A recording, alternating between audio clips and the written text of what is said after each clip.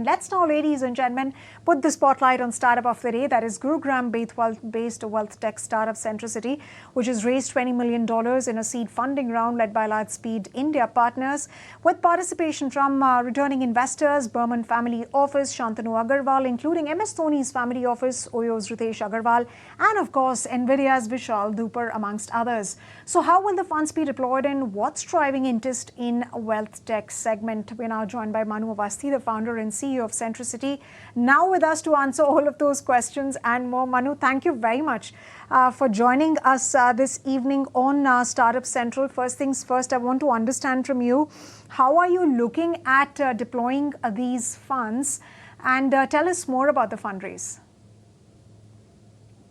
So the fundraise, it's a $20 million fundraise that we have done. Primarily, the use case for this fundraise is to augment and further build upon the technology stack that we have curated. We have built both the front end and the back end in the wealth management space, and technology is completely owned by us.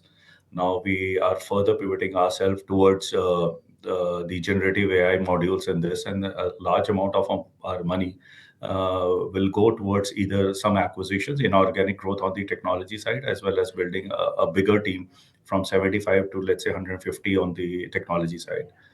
Subsequent to that, we will be also now expanding our sales function.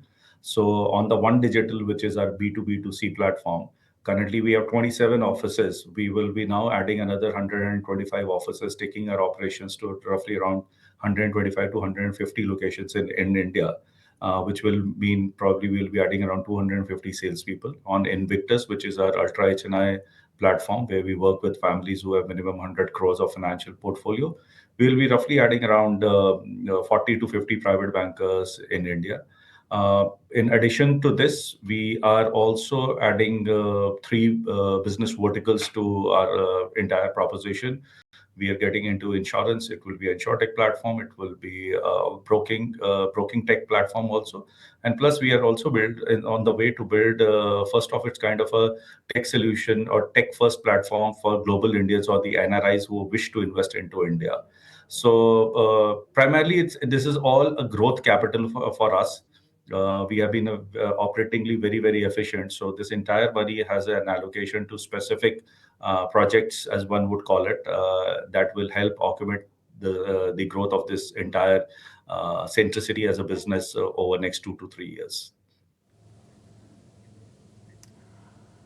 All right, Manu, very interestingly that you speak about investing in technology, operations expansion to actually expand further to more cities and, of course, private banking services. But the question is, how are you planning to grow these strategic acquisitions, and what's the game plan down the line?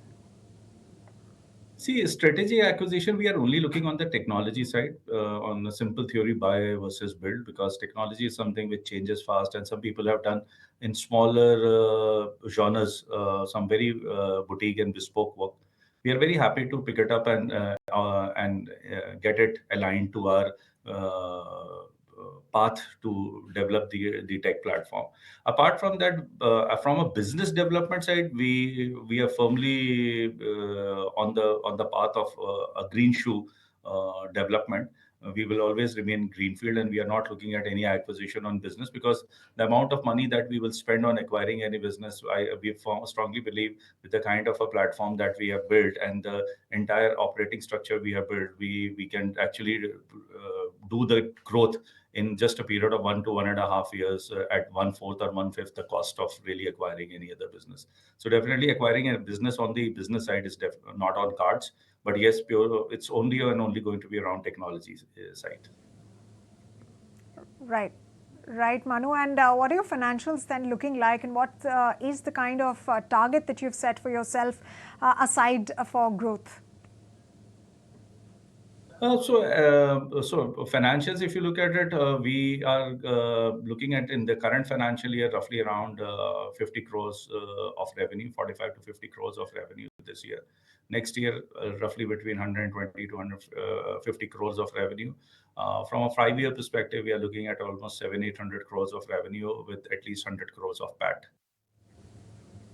All right, so that sounds quite impressive to begin with. And final question, Manu, before we let you go, what are some of the milestones or factors that will drive the kind of growth that you're speaking about? And how are you looking to penetrate into tier 2 markets? Can you tell us a bit more about that as well?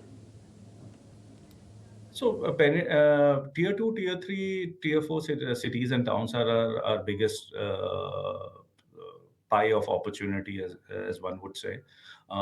We are looking at setting up our physical offices to handle the independent financial distributors or advisors or the insurance agents who are impaneling with us or the chartered accountants who are impaneling with us. The most important role of these offices is to really train people very, very closely.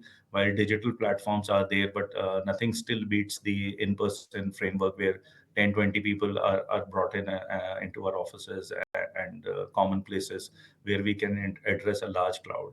Because the thing is that while the industry has been fairly bipolar in terms of product solutioning, it's either FD or equity mutual funds, but there is a huge space for other products to come in, which really solve the problem for the end last mile investor in a more customized manner. And for that, it is very important for the distributors to really understand the products which are there available in the market. So our go-to-market strategy is very clearly pivoted around upskilling, training, learning, and development. In fact, it carries 40% weightage in our solution. And that is something which is actually going to be the most critical and the pivotal thing for us to scale our practice and business, because we are looking in next 5 years to onboard 25,000 plus financial product distributors or mutual fund distributors on our platform. So that's the basic, very simple strategy for us to really scale the practice in times to come and reach to the numbers that we are envisaging over the next 5 years. Right, Manu, and that sounds like a very, very impressive and ambitious plan that you have for the company. And of course, very, very interesting to also see that you state that the biggest pie will come from tier 2, 3, and 4 cities, especially as far as Wealthtech is concerned, because one would assume that Wealthtech is, of course, restricted to top metros, but that kind of growth also coming in from tier 2, 3, and 4 cities. If you like this video, then like, share, and subscribe to ET Now.